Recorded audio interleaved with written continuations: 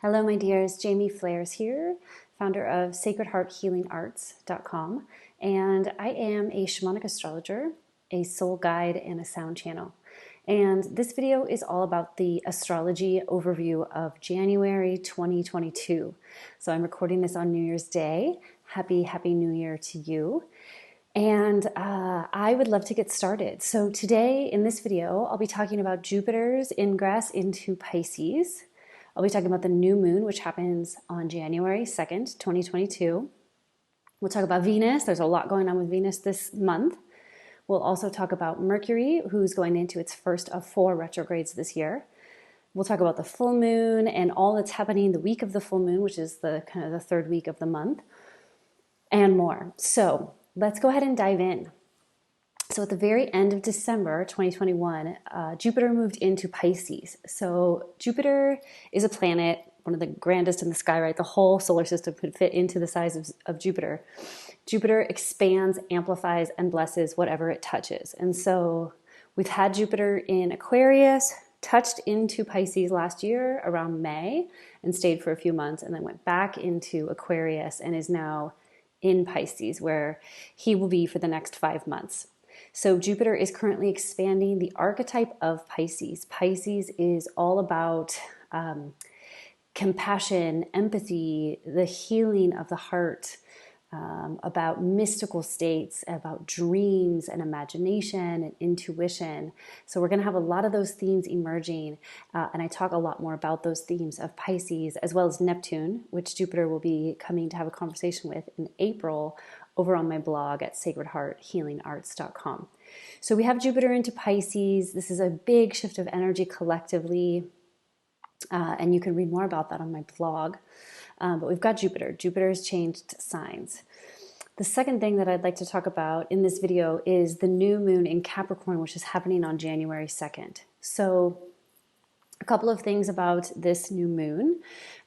One is that every new moon is an opportunity for us to renew our relationship to the qualities of that archetype. So in this sense, for the month of January, more or less, we are in a relationship, in the engagement of this archetype of Capricorn. Capricorn is an earth element, so it's connected to the earth elementally. It's a feminine sign, so it's that energy of down and in rather than up and out. And it's connected to the bones, the teeth, the joints, and the skeleton, right? The structures of the body. And this is the archetype of the female matriarch or the wise elder. Capricorn is a culture bearer sign in shamanic astrology, meaning that it is one of the signs on this axis, which is Capricorn, Cancer, Aries, Libra, which is interested in how we create sustainable systems and structures for family, for community, so that it will benefit not only our current generation, but 7 generations to come. So Capricorn is interested in that. We're kind of working with this archetype for the next month. So in its illumined expression, Capricorn is wise, effective leadership. So this is a time to consider leadership on the planet. What's working, what's not. What are the true models of emergent leadership that we want to continue to build during this time of great transformation? This is also managing matter, right? Managing resources, managing the material world in a way that benefits the self, community, and those who will come. This is about building healthy infrastructures, stewarding land well, stewarding resources well, applying elder wisdom that serves society, our sense of inner authority and personal responsibility, the ability to succeed and achieve in the material world. So it's no coincidence that, all the things that tend to happen for us in January, where we're thinking about new structures and new habits and new goals, that's all Capricorn. It's also about patience and determination. So when Capricorn's not in healthy expression, it looks like nationalism or separatism, which is based on whatever the current dividing line is, right? It's authoritarian, top-down kind of structures, power over dynamics, And dynamics of control and coercion are the shadow of Capricorn, having control issues. Being bound to old laws and old ways, achieving by the old cultural paradigms rules, which are no longer going to work. They're continuing to break down on our planet. Patriarchy, conformity, feeling overly responsible, feeling like we have to get everything perfect, and workaholism. So I invite you in this next month to work with those energies, both the illumined and the kind of shadow or distorted conceptions or qualities of Capricorn, and see how they show up in your own life and how you'd like to work with those.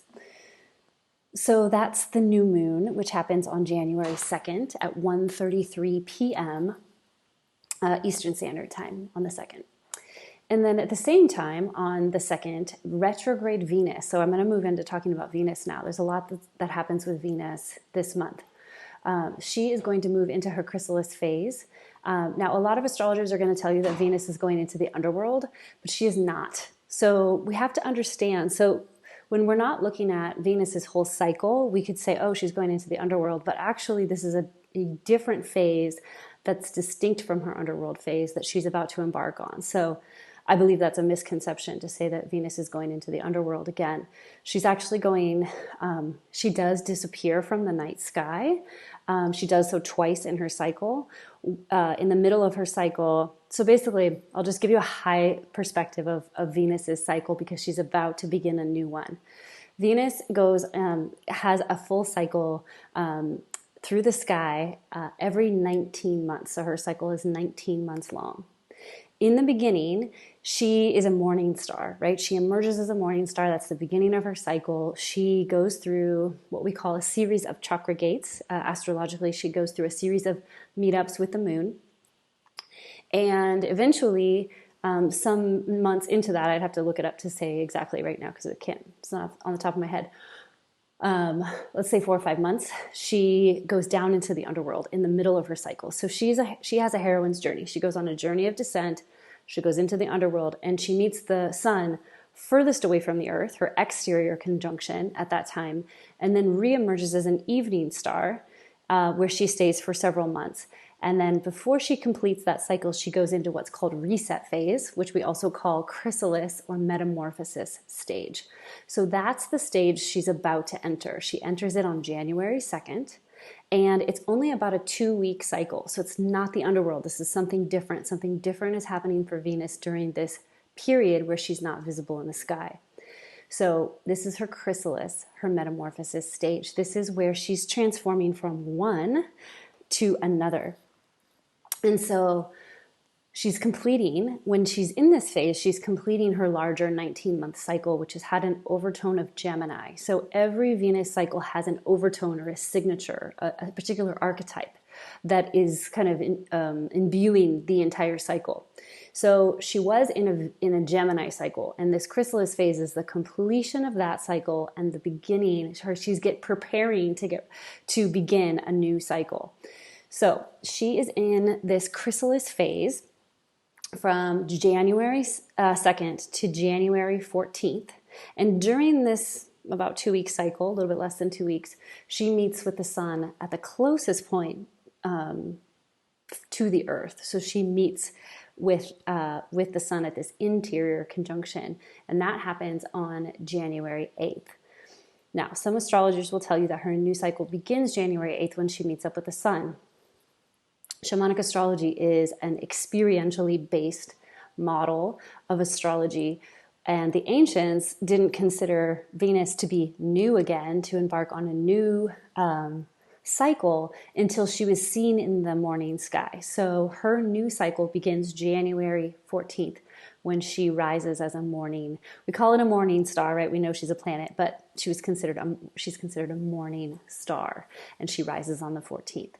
So what's she doing during this chrysalis phase? She is resting, she's recouping, she's reflecting on her journey as the Gemini goddess, right? So Venus is the feminine in all creation. So not just women, but the feminine principle. And she represents that or reflects that to us here on the earth. And so her So she's spending this time integrating what she learned during this Gemini cycle. And during the Gemini cycle, the Gemini themes were, how do I take in information?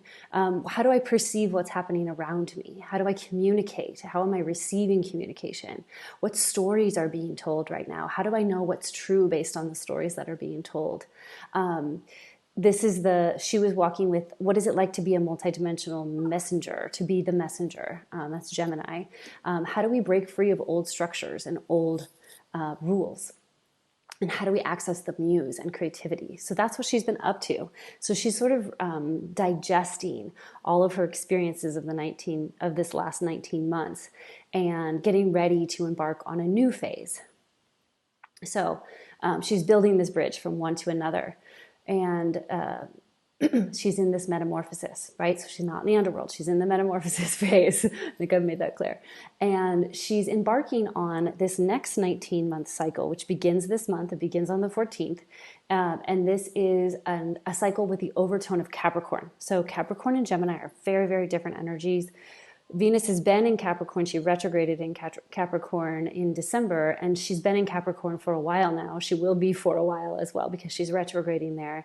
And this is a big, big change for our beloved Venus and how the flavor of the feminine that she's walking with for the next 9 months. So this flavor of the feminine that she's exploring is that of Capricorn, which we talked about already in the video. So you can go back to the new moon as we talked about Capricorn. But she is exploring what it means to be the wise woman, to be the wise elder, the one who knows how to create the systems and structures, right? So we've been in this dismantling phase. We've got Venus for the next 19 months saying, how does the feminine do the rebuilding effort? How does the feminine wisdom come in as we build new systems and structures on the planet? How does she anchor? How does she help us anchor into our own inner authority and personal responsibility? How does she weave the feminine back into our life ways, into the ways that we function as individuals, as families, as communities? So that's what she's looking at. Venus is also rising with the star Vega. Vega is the kind of chief star of the Lyran constellation, the constellation of Lyra.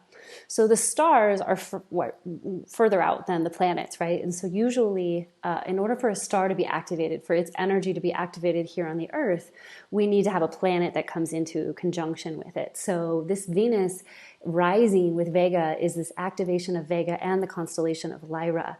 So you can Google and learn more about Lyra. Vega, this particular bright star in the Lyra constellation, is about 25 light years away from Earth, the fifth brightest star in the night sky as seen from Earth. And this star carries the energy of Venus with a little bit of a flavoring of kind of a Mercury and Neptune kind of energy. The Babylonians called Vega the queen of life.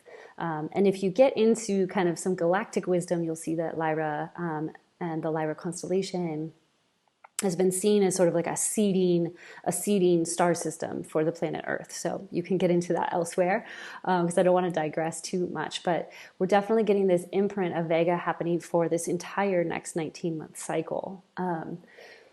So Venus will rise as a morning star beginning her new 19-month cycle with this energy, this flavor, this overtone of Capricorn. And she will station direct, so she's still been retrograde. She'll station direct on January 29th, so she'll begin to move direct again. And on the 29th, so the end of this month, she'll also meet up with the moon for her first conjunction as a morning star. So she will meet with the moon immediately, and we consider that first joining of the moon and Venus as she's in morning star to be at the root chakra. So she's going to be embarking on what is it like to go to the root, to this, this first gate where we consider our sense of belonging, our sense of safety, our resources, all of that. How is she going to do that in this kind of energy of Capricorn? And so she'll do so at the end of the month. So that is Venus. Lots going on with Venus this month. The next thing I'd like to talk about is Mercury. So Mercury on the new moon tomorrow, as I record this, is moving into Aquarius, and we'll have our first Mercury retrograde on January 14th. Mercury will go retrograde from the 14th to February 3rd. This is our first of technically 4 retrogrades this year. We have one on like the 29th of 2022, December 29th. So we get a very, very last one that'll move us into 2023. But this particular one that's happening this month in the beginning of February is mostly through Aquarius and a little bit back into Capricorn. So Mercury is the planet of communication, perception, and cognition. So it doesn't mean that everything breaks all of a sudden. It means that we're meant to point those arrows of our communication, cognition, and perception back towards ourselves so that we can reflect and come more deeply to understand ourselves. So this is asking us to do some digestion of the last year before. So it's not just like a one and done on January 1st. We sort of do our cleanup of last year and our, opening up to the new year. This is sort of a process, right? And Mercury is going to help us by asking us and inviting us to do some reflection, some inward gazing this month. So it's a time for internal exploration. Now, if you have planets in your natal chart that are, concentrated in Aquarius or Capricorn, you might feel this particular retrograde more so than other times. Okay, so towards the 3rd week of January, we have a lot of things happening all at once. So this is right after Mercury goes retrograde and Venus rises as a morning star on the 14th. That's a Friday. And then Sunday, the Sun conjuncts Pluto in Capricorn. So we have a lot of meetups with Pluto that have happened last month in December and this month as well, and even moving forward because we have a lot of planets moving through Capricorn. And so we have the Sun conjunct Pluto happening on the 16th. That's a Sunday. And then on the 17th, Jupiter is conjuncting the star Fomalhaut. So if you remember, the planets initiate or activate the energy of the stars when they come into conjunction. And so Jupiter is activating Fomalhaut, which is a royal star connected to the Archangel Gabriel, which is the watcher of the south. This is a winter solstice star. And this is the mouth of the fish. It's considered the star of alchemy. And so we have this activation of the star Fomalhaut and its energy coming on here. At the same time, this is the same day as the full moon. So the full moon this month, is January 17th. It's also Martin Luther King Jr. Day here in the United States. But it happens on the full moon in Cancer. So we have a full moon at 27 degrees Cancer. It's our first full moon of the year. And just the very next day, Uranus goes direct and the nodes change signs. They change their axis. So I want to talk about both of those briefly because those are big. So this is like a big old week happening in the third week of January here. So Uranus is moving direct. Uranus has been retrograde for several months, came into this new year retrograde and is now going to move direct. So Uranus is this planet of change, of awakening, of liberation, of revolution and revelation. Uranus seeks to break down and support the changing of old structures, the changing of the old guard.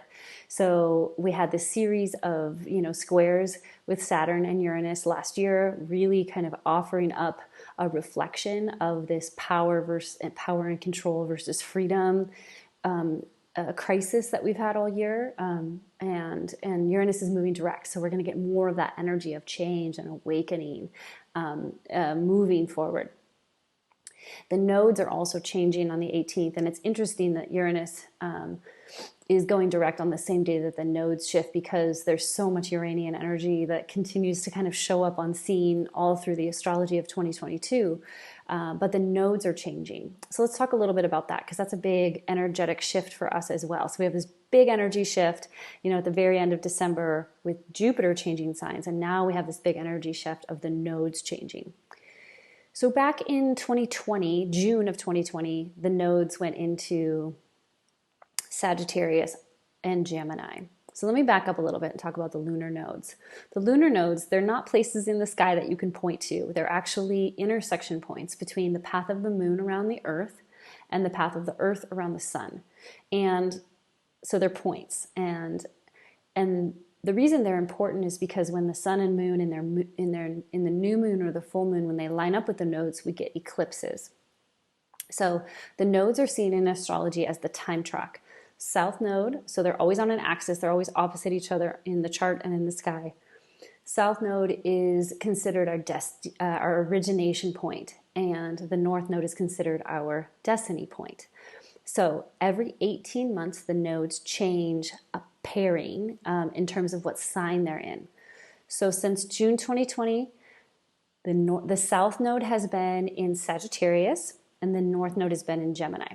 So this is an axis that was activated. It isn't just going from one to another, but it's really the activation of the whole axis. And so this was really asking us to look at what are some of the outdated beliefs that we're carrying about ourselves, about the world, about the way the world is supposed to work, about the way law and greater institutions work, all of those sorts of things.